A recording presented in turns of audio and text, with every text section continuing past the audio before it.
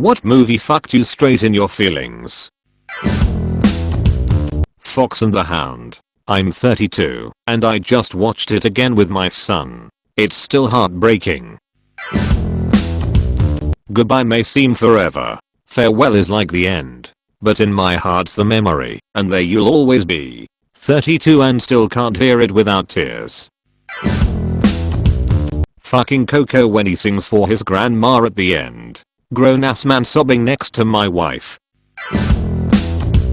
This would be a rare answer, but that I'm still here montage from Treasure Planet really got to me. It was so depressing to see that Jim's father leave him as a kid and never got back, and was the main reason why Jim had been suffering from depression. Plus later in the movie, John Silver said something very touching to Jim after the serious journey they've been on. You're gonna rattle the stars, you are. Edit. Treasure Planet is indeed an underrated, but amazing Disney film, and I just really wish more people could watch it, so they could relate to Jim. Edit. THX for all the awards everyone. I really appreciate you all. Hugs to all of you.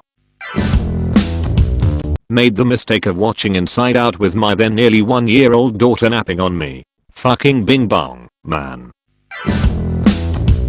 The Iron Giant. Superman. As his eyes slowly close. This was my son's favorite movie obsession when he was growing up. I have watched it no less than 100 times. Sometimes 2 or 3 times in one night. He's 22 now, but it still has a big place in his heart. Even more in mine, because not only is it a brilliant and emotional movie, but because I feel it every time through my son's young eyes and remembered reactions, and of all of our time together watching it together over the years. It's such a gift. I break down every time. You stay, I go, no following. Superman. And I'm crying. Fox and the Hound. We'll always be friends forever, won't we? Yeah, forever. The Never-Ending Story. They look like such strong hands, don't they? Kids movie, my ass. Eternal Sunshine of the Spotless Mind. Every time I need a good cry about a relationship ending, that's a go-to. The Green Mile. Edit. Holy cannoli. I woke up to hundreds of notifications from this. Thank you so much for the awards. Good Will Hunting. Deals with a lot of issues that many people have and always hits hard. That movie gets me more nowadays because Robin Williams was so memorable in it. I got to go see about a girl. Big Hero 6. My older cousin passed away a couple months before, and I lost it cause I felt like the younger brother. My sister protected me through childhood and now is a terrible addict. This is such a good movie, but it always makes me ugly cry.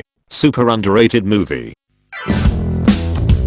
About Time. Towards the end of the film always hits a little too deep. Big Fish. I can't not cry in those final scenes. So we went to see Big Fish in theaters. Picture it 2003 in a dark theater. We get to the end, where goodbyes are said, and stories are told. My dad is holding my hand and I suddenly feel him shaking. My dad is sobbing and shaking, because of the heartfelt goodbye, that the son gives to his father. Why, you may ask? 7 years prior in 1996 my dad found my grandfather, after he had completed suicide.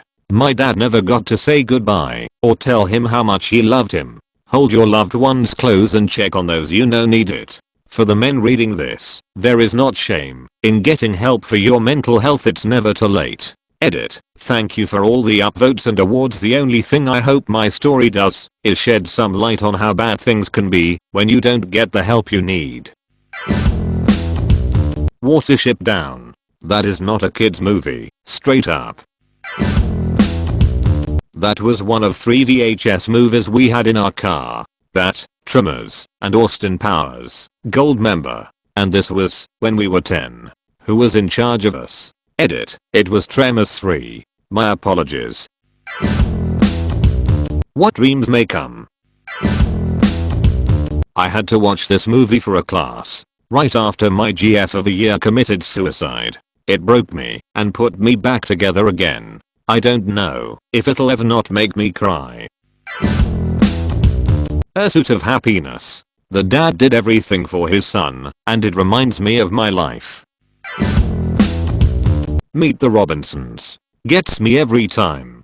I've always wanted to adopt, but we just don't have $30,000 to buy a kid. Those kids just need love, man. I got that to give. Edit. Thanks for the awards. It's my first. Also, I just want to clear up a few things. I did look into fostering before adopting, but the hubby wasn't as on board with it as I was. Mainly because he didn't want to get attached to a kid and then have them ripped away, which I get. It takes a strong person to be able to go through something like that.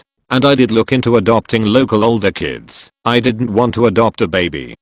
Everyone always goes for the babies. I wanted an older child, and I was told I needed to have close to $30,000 to adopt. I don't know why I was given that number, but that's what it was. I'm currently pregnant with my second, and I would still love to adopt. I'm hoping once the kids are a little older, we can find a way to do this. I love children, and would adopt everyone if I could, but I don't think I will ever have a HIUs big enough for all those children.